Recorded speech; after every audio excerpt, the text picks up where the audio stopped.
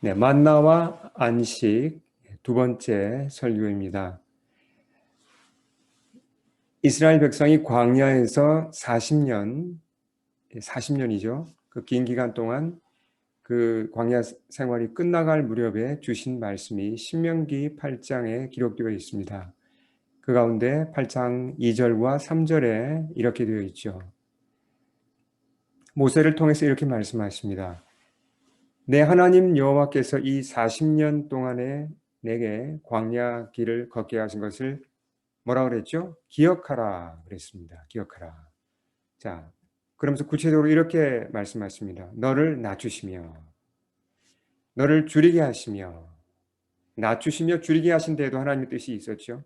또 너도 알지 못하며 내 조상들도 알지 못하던 만나를 내게 먹이신 것은 하나님께서 이스라엘에게 만나를 먹이셨습니다. 40년 동안. 목적이 뭐라고 하십니까? 사람이 떡으로만, 빵으로만 사는 것이 아니요 여호와의 입에서 나오는 모든 말씀으로 사는 줄을 내가 알게 하려 하십니다. 예, 만나 훈련을 시킨 목적을 여기서 주님께서 분명히 알려주십니다. 자, 빵이 사람에게 필요하다고 하십니까? 빵이 필요하다고 하십니다. 이 말씀을 가만히 보시면 빵이 필요합니다. 하나님 그 잘 알고 계십니다. 예, 빵 없이 살 수 없죠. 인간은 빵이 분명히 있어야 됩니다. 근데 여기서 말씀하시는 이 빵이라는 것은 먹을 것만 얘기하는 게 아니라 생계에 필요한 모든 것, 그걸 다 포함하고 있는 것입니다. 사실 한마디로 말하면 뭐라고 할 수 있죠? 좀 줄여서 말하면 결국 이것은 돈입니다. 돈, 생계에 필요한 그런 생계비, 예, 돈이라고 할 수 있죠. 돈이 필요하다는 걸 주님이 아십니다. 근데 빵만으로는 살 수 없다고 하십니다. 그렇죠? 빵으로만 살 것이 아니라 빵보다 더 중요한 게 있기 때문이죠. 그게 무엇입니까? 예, 여호와의 입에서 나오는 모든 말씀이라고 그랬습니다. 다음 페이지 볼까요? 예, 참 아주 중요한 말씀을 하셨죠. 자, 그분이 말씀하셨습니다. 주님이 말씀하셔서 하늘로부터 무엇이 내렸습니까? 만나가 내렸습니다. 자, 양식의 근원이 뭐였죠? 하나님의 말씀이었습니다. 오늘날은 어떻습니까? 오늘날도 동일합니다. 우리가 먹는 모든 음식의 근원이 사실은 하나님이시죠. 하나님의 말씀입니다. 자, 그분이 천지를 말씀으로 창조하셨습니다. 하나님이 지금도 이 우주를 유지하시면서 관리하십니까? 네, 그렇습니다. 그분이 세우신 질서 아래 해가 뜨고 또 대기가 순환하고 비가 내리고 그러면서 곡식이 자라고 과일이 자라고 채소가 자라서 여러 다양한 먹거리들이 우리 식탁으로 올라오는 거죠.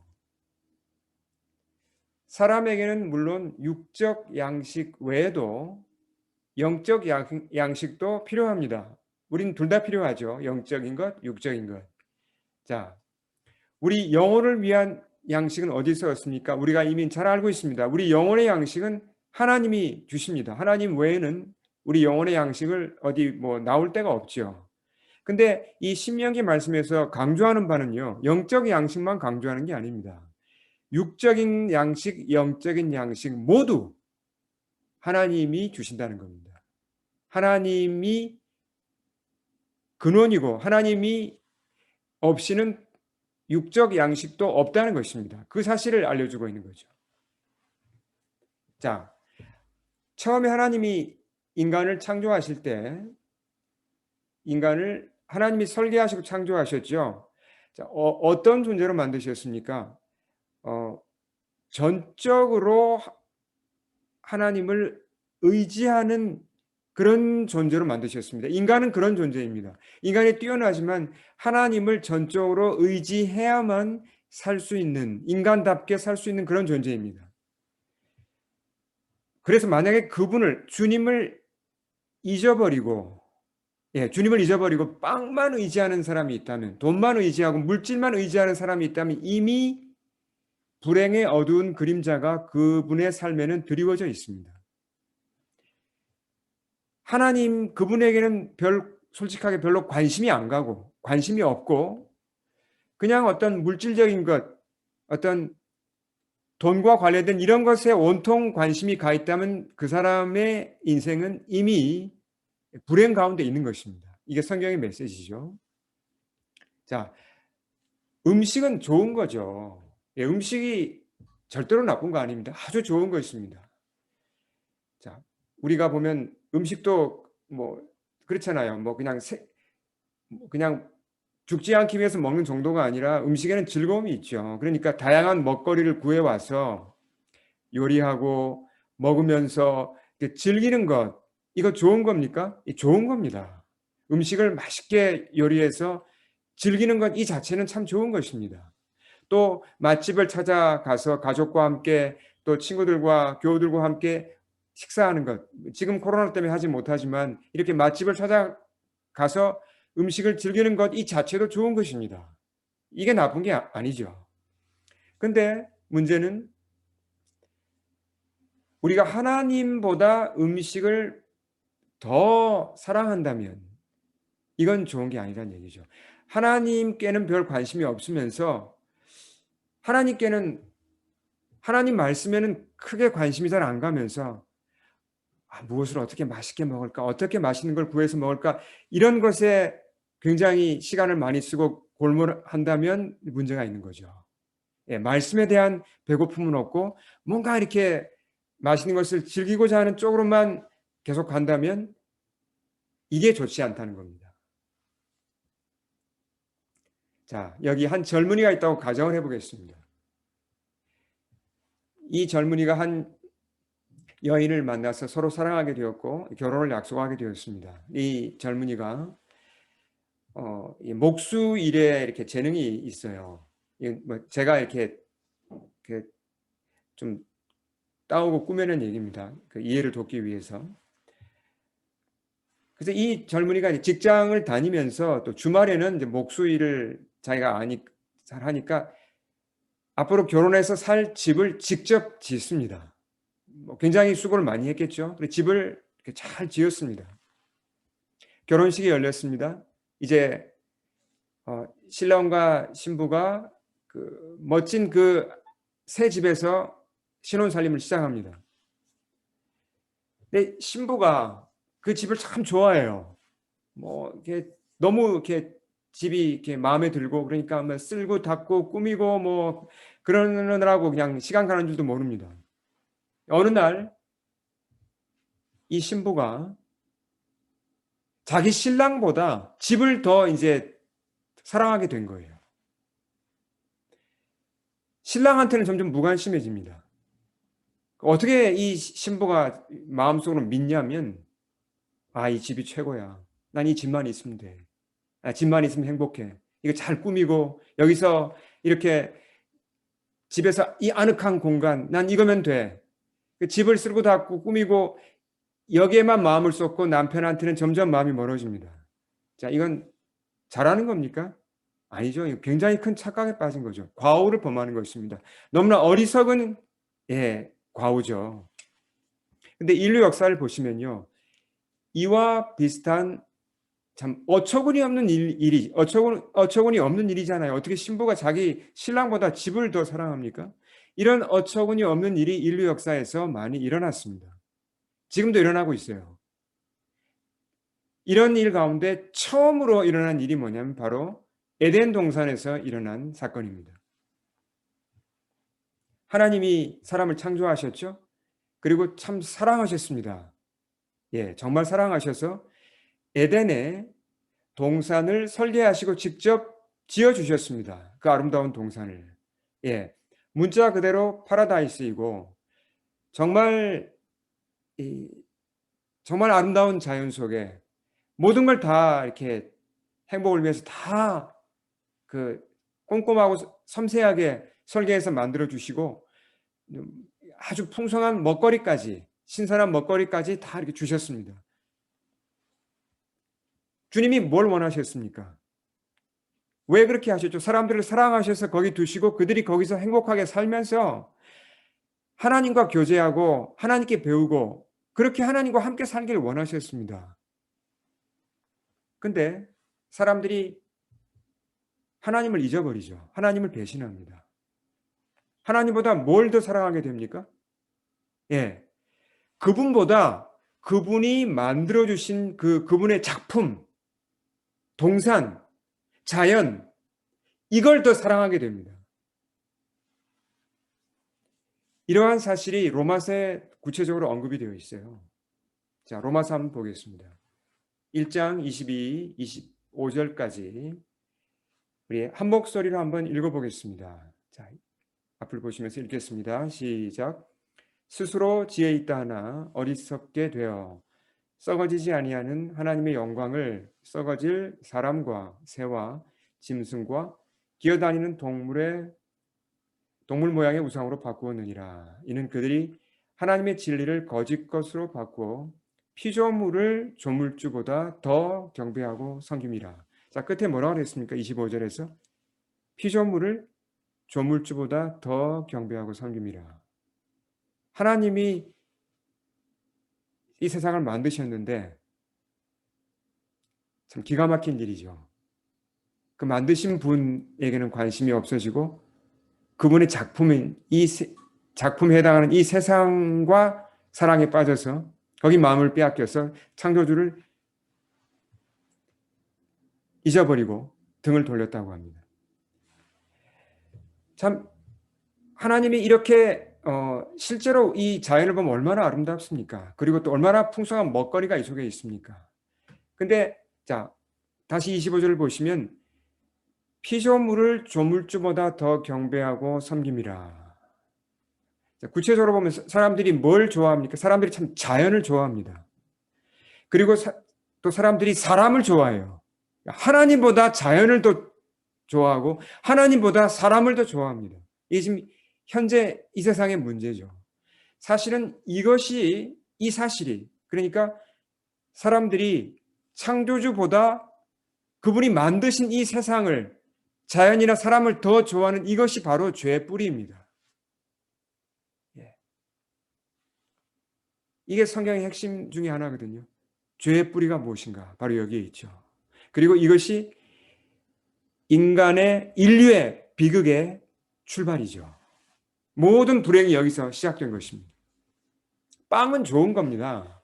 우리가 너무 이렇게 지금 이제 심각하게 제가 설교를 하는 것 같은데 사실은 이게 참 즐거운 얘기죠. 빵, 음식 참 이게 좋은 거죠. 예, 즐거운 것이고 빵이 뭐 그냥 죽지 않기 위해서 내가 안 먹으면 죽으니까 밥을 먹어야지 이게 아니잖아요. 우리가 먹는 게 얼마나 큰 즐거움을 우리에게 줍니까? 또 먹으면서 교제하고 참 많은 이 즐거움과 기쁨이 이 속에 담겨 있죠. 하나님이 그렇게 하신 것입니다. 다양한 먹거리를 하나님이 주셨어요. 제가 20대 후반에 이제 프랑스에 갔을 때 이제 여러 가지 문화 충격을 받았었는데요. 그 중에 이제 특히 음식 문화에 대해서 충격이 참 컸습니다. 그 가운데 하나 제가 나누고 싶은 얘기가 있습니다. 그 프랑스의 음식 문화 참 매력적이었어요. 자타가 공인하는 유명한 그런 앞선 음식 문화이지 않습니까? 제가 그때 이제 그 학교에서 공부를 했는데 실험실에 나가면서 이제 공부를 하고 있었는데 대학 연구소가 1년에 한 2차례 회식을 가졌습니다. 주로 이제 크리스마스 직전과 학기가 끝나는 이제 6월 말쯤에 학교에서 이제 회식이 있었는데 교수님들과 직원들이 각자 집에서 음식을 가지고 옵니다. 그리고 이제 학생들은 이제 그냥 무료로 참석해서 함께 음식을 먹으면서 이제 그렇게 대화하고 이제 그렇게 이제 그런 이제 즐거운 회식 자리죠. 근데 거기 이제 교수님들과 직원들이 가지고 온 음식을 보고 제가 놀랐어요. 이제 지금도 기억이 나는데 뭐 빵도 종류가 참 많죠. 예, 아주 먹음직한 그런 빵들과 샐러드, 뭐 훈제 연어, 훈제 햄 이런 것들이 기본으로 있고 또 보니까 그 음식들 사이에 그 푸아그라, 푸아그라라 그러죠. 예, 그 거위 간 요리요. 그게 있었고 또 이제 뭐 디저트로 나온 것 보니까 그 뭐 딱토 프레즈 같은 아주 그 색깔도 예쁜 참 그 그냥 집에서 가져와서 꾸민 식탁인데도 그렇게 먹음직스럽고 정말 이렇게 보기만 해도 그냥 즐거운 거예요. 예. 뭐 거기다가 또 보니까 교수님들이 뭐 포도주를 가지고 왔는데 자기네 집에 있던 그 창고에서 그냥 꺼내 와서 뭐 이렇게 겉에 있는 그 뭐 겉에 그런 라벨 같은 것도 많이 지워지고 한 20년이 넘은 그런 포도주들이 막 있어요. 그래서 저는 이제 야, 이런 걸 어떻게 참 신기하다 이런 생각을 했었는데 처음에는 제가 호기심으로 이제 프랑스 음식에 대해서 관심을 갖기 시작했는데 이제 그러다가 이제 매니아가 되었던 그런 기억이 있습니다. 빵은 좋은 겁니다. 예. 음식은 좋은 겁니다. 사람한테 필요할 뿐만 아니라 정말 이건 기쁨을 주는 참 좋은 거죠. 근데 좋은 것이기 때문에 더 조심해야 합니다. 자, 우상이 되는 걸 보면요. 나쁜 게 우상이 되는 게 아닙니다. 좋은 게 우상이 돼요. 네. 그러니까 빵이 좋은 거기 때문에 조심하지 않으면 빵과 관련하여 우리가 오류를 범할 수 있다는 것입니다. 무슨 얘기입니까? 하나님보다 빵을 더 사랑할 수 있다는 거죠. 하나님보다 빵을 더 의지하게 될 수 있다는 것입니다. 이건 무서운 실수죠.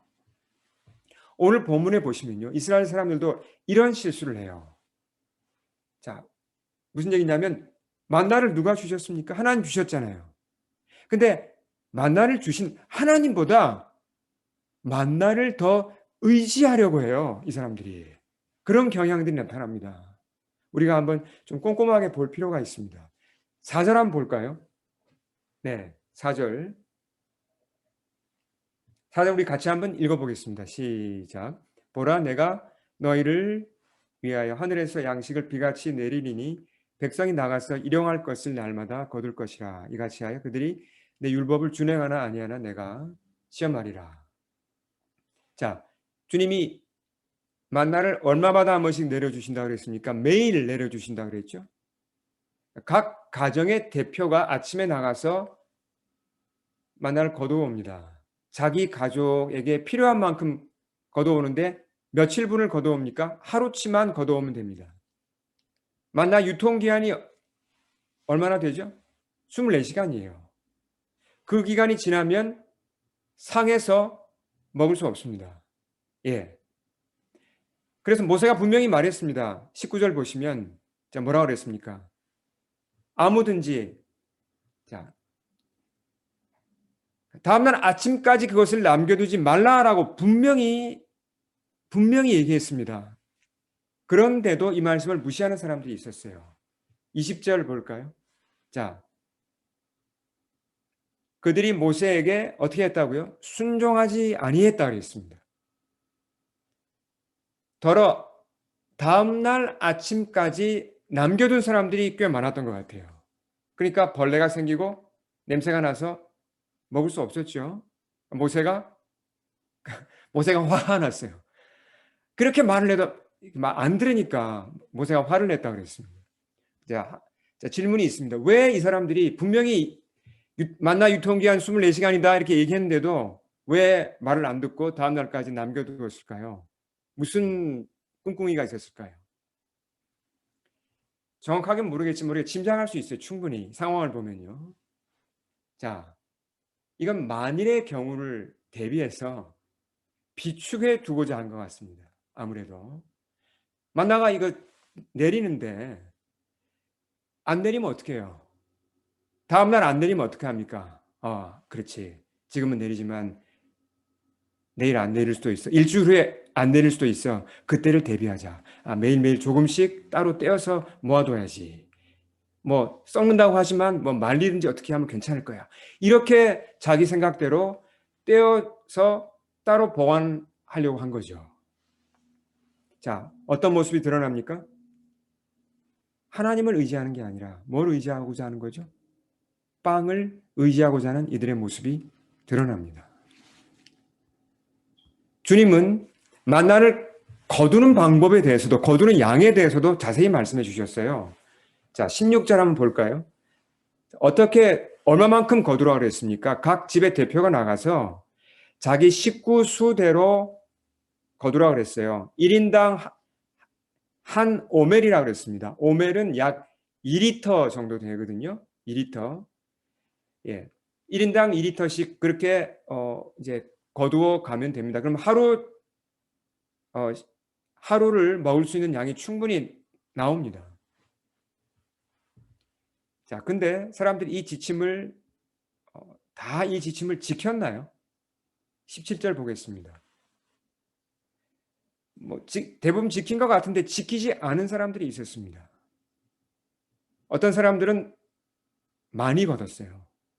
예. 1인당 한 5밀이 아니라 뭐 좀 더 많이 거두었다는 얘기죠. 왜 분명히 유통기한도 24시간밖에 되지 않고 뭐 우리가 하루에 뭐 6끼 먹을 수 없잖아요. 3끼밖에 안 먹는데 왜 많이 거뒀을까요? 우리도 이 사람들의 심리를 좀 이해할 수 있습니다. 공짜 식량이 눈앞에 그냥 깔려 있으니까 이게 절제가 안 되는 거죠. 일단은 그냥 담자. 그렇게 해서 걷지 않았을까 우리가 짐작할 수 있습니다. 그러니까 기회가 있을 때 뭔가 음식을 빨리 확보해 두고자 하는 그런 심리라고 할 수 있겠죠. 역시 하나님보다 빵을 더 의지하는 그런 모습이 여기서 잘 나타납니다. 이렇게 한쪽 사람들이 욕심에 이끌려서 많이 걷어가니까 피해를 본 사람들이 있습니다. 자, 17절에 뭐라고 그랬습니까? 적게 거둔 사람도 있어요. 거둘 게 뭐 보니까 모자라는 거예요. 그러니까 적게 거둬온 거죠. 근데 재밌는 일이, 참 놀라운 일이 일어납니다. 18절 보시면요. 걷어왔습니다. 그래서 오멜이라는 그 이제 부피를 재는 그런 도구로 이제 재어 보니까 신기한 일이 일어났어요.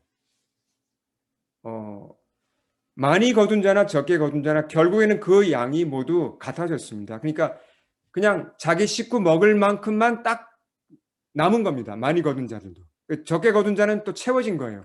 이건 초자연적인 일이 일어난 거죠. 하나님이 그렇게 하신 것입니다. 자, 그러니까 여기서 뭘 배울 수 있습니까? 욕심을 내어서 많이 거둔 자들은 사실 헛수고한 거죠. 필요 이상으로 많이 거둔 거는 하나님이 다 어디론가 그냥 가져가 버리셨습니다. 꼭 필요한 것만 남겨주셨죠. 이게 참 사람이 음식과 관련해서 또 돈과 관련해서는 참 이 버릇이 습관이 참 고쳐지기 힘들어요. 오래 걸립니다. 그러니까 하나님보다 빵을 의지하는 습관, 하나님보다 돈을 더 의지하는 이런 그 버릇은요, 이런 태도는 시간이 걸립니다, 보통. 물론 개인 차이는 있지만 하루아침에 고쳐지기가 참 어렵다는 걸 우리 이스라엘 백성을 보면 알 수 있어요. 아마 우리 자신을 봐도 아마 이해가 되실 것입니다. 모세를 따라 이스라엘 백성이 지금 가고 있습니다. 이들이 신앙생활을 지금 시작한 거죠. 겉으로 보면 이 사람들은 신자들입니다. 근데 속 사람은 신자답지 못한 모습이 참 많습니다.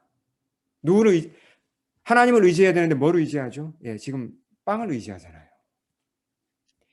빵 문제, 이 돈 문제를 온전히 하나님께 맡기는, 하나님 믿고 마음이 편해지는 그 어떤 그 정도의 그 성수까지 가는 데는 이 훈련이 필요한 거죠. 그러니까 시간이 필요하고 훈련이 필요했던 겁니다.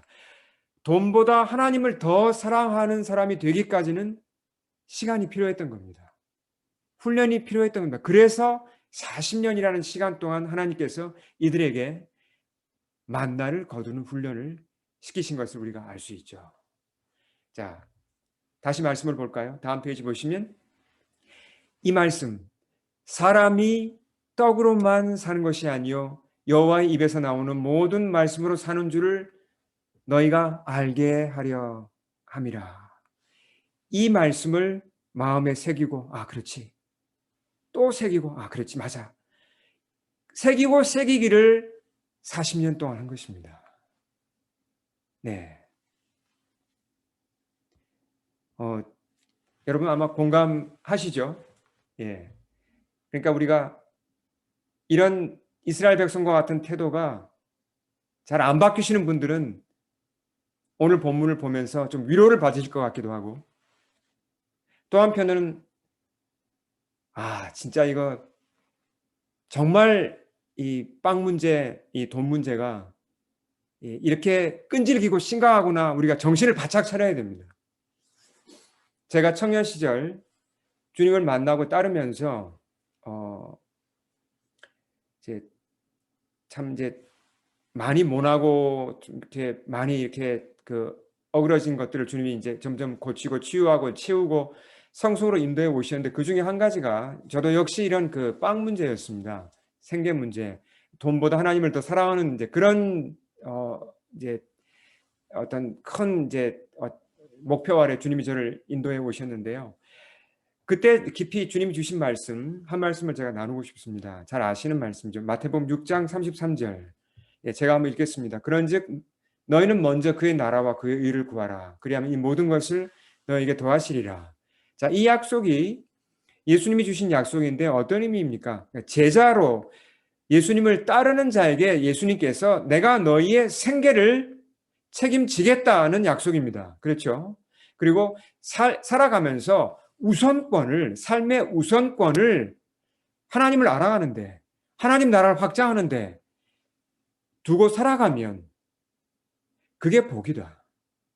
내가 생계를 책임지고 내가 훨씬 높은 수준의 삶으로 너희를 인도하겠다. 그 약속이지 않습니까? 이 약속을 모르면 그냥 돈에 눌려서 돈에 그냥 그 지배를 받으며 주님 잘 따라가기 어렵습니다. 저도 이제 이 말씀 통해 참 많이 배웠는데요. 주님이 저를 이제 키우셨습니다. 근데 이 말씀 통해서 그렇지. 내가 하나님을 더 사랑해야지. 하나님을 돈보다 더 의지해야지. 이걸 배워가는데 시간이 참 많이 걸렸어요, 저도. 아직 뭐 완벽한 건 아니지만 시간이 많이 걸렸다는 얘기를 제가 드리고 싶습니다. 2008년 무렵에 주님이 처음으로 이제 그 목회에 대한 부르심을 주셨을 때 신학교를 이제 가라는 그런 이제 부르심이 왔을 때 제 마음에 가장 큰 염려가 이 재정 문제였습니다. 부르심을 따라가는 건 좋은데 내가 신학 공부를 시작하면 우리 집 생계 문제는 어떻게 되는 건가? 이런 염려를 안 할 수가 없었죠. 그때 이제 다시 주님이 이 마태복음 6장 33절 말씀을 다시 주시고 다시 이 약속을 붙잡도록 도와주셨어요. 그래서 이제 아내와 함께 기도하고 이제 교회 개척을 시작했죠. 근데 저와 아내의 부르심은 이제 조금 일반 목회자들하고 약간 다른 점이 있습니다. 그게 뭐냐면 이제 그걸 바이보케이셔널이라고 부르죠. 그러니까 그 직업을 가지고 목회를 하는 그러니까 두 가지 일을 하는 이제 그런 부르심이었습니다. 그래서 목회 지장이 없는 적절한 그 일이 제게 필요했던 거죠. 근데 그 무렵에 이제 기도하는 중에 마음에 이런 그 감동이 왔습니다. 제 마음에 이제 몇 차례 주신 감동이 어떤 거냐면, 저나 제 아내의 일자리는 주님이 책임지시고 공급하실 것이다. 그러니까 거기에 대해서는 염려하지 말고 열심히 사역해라. 사역하면 주님이 알아서 일자리는 적절한 거로 준다는 그런 이제 감동이 왔습니다. 지난 12년을 제가 돌아보니까 신학교 들어간 지가 벌써 12년 됐거든요. 그러니까 목회한 지 벌써 11년이 됐죠. 지난 세월을 돌아보니까 주님이 그 약속대로 실제로 그렇게 인도하셨어요. 그러니까 저나 제 아내 편에서 먼저 어떤 잡을 나서서 찾지 않았습니다. 그냥 목회하면서 하나님이 사인을 주시면 하나님이 길을 열어주시면 그 일을 하고자 했는데 실제로 그렇게 하나님이 인도를 하셨어요. 참 신기하게. 예를 들어서 제 아내 같은 경우도 몬트리올 총영사관에서 일하게 될 거라고는 꿈도 꾸지 않았습니다. 먼저 뭐 어떻게 뭐 어플라이 한 것도 아니고. 근데 신기하게 길이 열려서 총영사관에서 일을 물론 이제 계약직이었지만 일을 할 수 있었어요. 꼭 필요한 때 주님이 그 일을 주셨습니다. 저 같은 경우도 이제 제가 파트타임 일이 필요했는데 지금 그 일을 제가 하고 있죠. 일주일에 이틀 일을 하고 있는데요. 실험실 매니저 일이 참 이제 적합한 일인데 제가 먼저 찾은 게 아니에요. 참 신기하게 대학 측에서 제가 한참 전에 과거에 이제 제출했던 어플라이 했던 저의 CV가 남아 있어 가지고 그걸 보고 마침 자리가 났을 때 저한테 이제 대학 측에서 연락을 줘 가지고 그렇게 연결이 돼서 지금의 일자리를 얻게 된 겁니다. 기가 막히게 어떤 타이밍도 기가 막히게 잘 맞았고 그리고 일의 분량도 제가 지금 일주일에 10시간 일을 하거든요. 목표하기 얼마나 좋습니까? 그리고 또 불어로 일을 하니까 이쪽 이 사회가 어떻게 돌아가는지도 제가 잘 파악을 할 수가 있고 여러 면에서 합당한 것을 제게 주신 겁니다. 주님께서. 이런 일을 경험하면서 그러니까 이게 머리로 아는 거랑 경험이 참 다르죠. 야, 정말 주님이 신실하시구나. 정말 그분이 나에게 신실하시구나. 이 사실을 삶에서 체험하는 것입니다. 체험이 참 중요하죠. 약속이 있고 주의 말씀을 기초한 약속이 있고 그리고 체험이 따라갈 때 우리의 신앙이 견고해지는 것입니다. 그러면서 이제 더 이상 어떤 재정에 대한 염려가 그냥 이렇게 뭐라고 할까요? 뭐 연기처럼 사라졌다고 할까요? 그게 어디론가 이렇게 증발해 버렸습니다. 하나님이 채우신다. 하나님 정말 신실하신 분이야.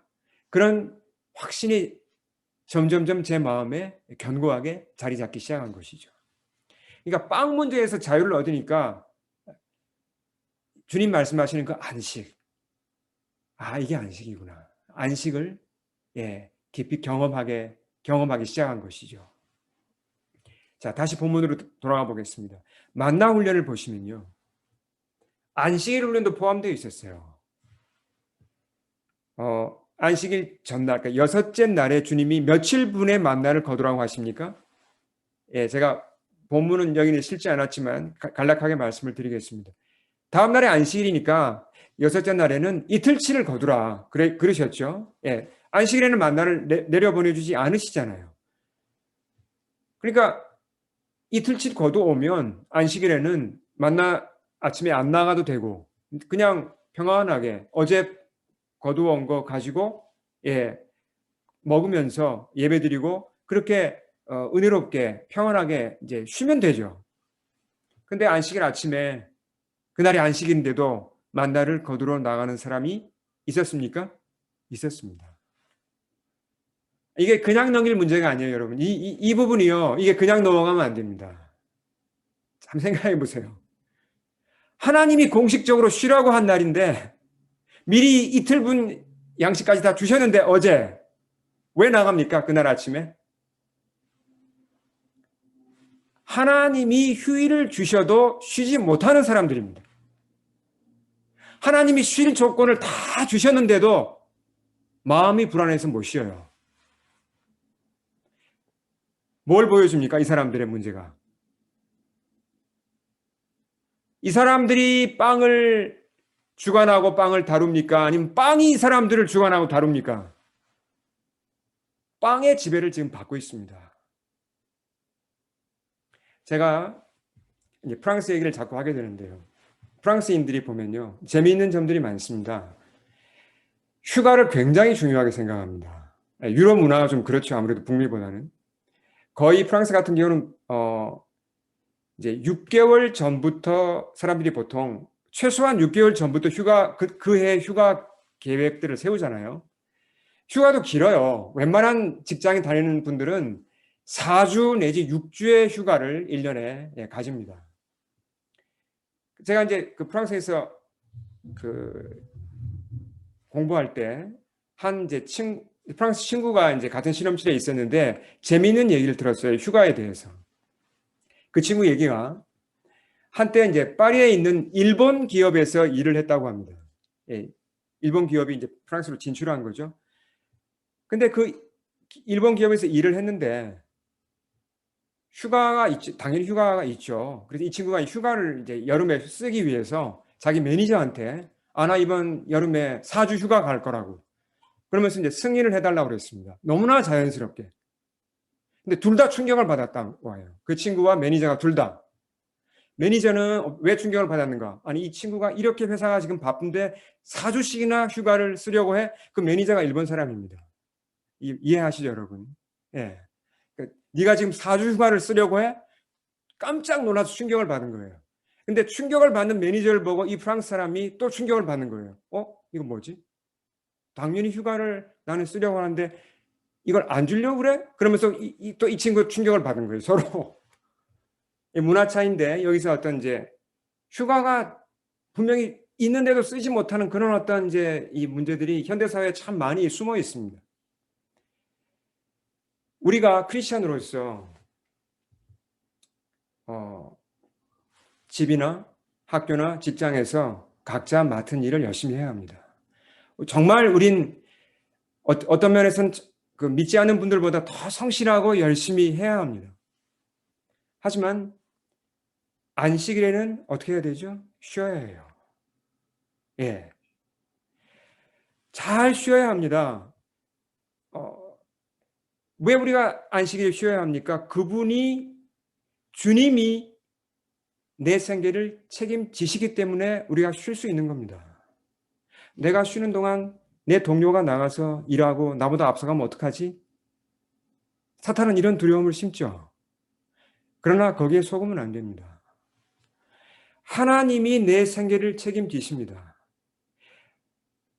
이 사실을 우리가 깊이 알아야 내 생계가 하나님께 달려있다는 것, 그분이 신실하시고 그분이 책임지신다는 걸 내가 알아야 안식을 누릴 수 있어요. 그래야 안식일이 주어져도 휴일이 주어져도 제대로 쉴 수가 있다는 것입니다. 그렇지 않으면 잘 못 쉬어요. 안식을 누릴 수가 없습니다. 자, 우리 끝으로 우리 질문을 하고 우리 기도로 들어가겠습니다. 주님이 우리에게 안식일을 주십니다. 휴일을 주십니다. 근데 내가 마음이 편하지 않아요. 잘 못 쉬겠습니다. 그렇다면 스스로에게 질문을 해보셔야 됩니다. 혹시 나는 주님보다 돈을 더 의지하는 건 아닌가? 이 질문을 해봐야 합니다. 내가 돈을 제어하고 있는가? 아니면 돈이 나를 제어하고 있는가? 이 질문을 해보시고 이 질문 앞에서 우리 스스로를 돌아보며 기도해야 합니다. 우리 함께 기도하겠습니다. 신명기 8장 3절을 보시면 우리 눈을 감겠습니다. 주님 앞에 엎드립니다.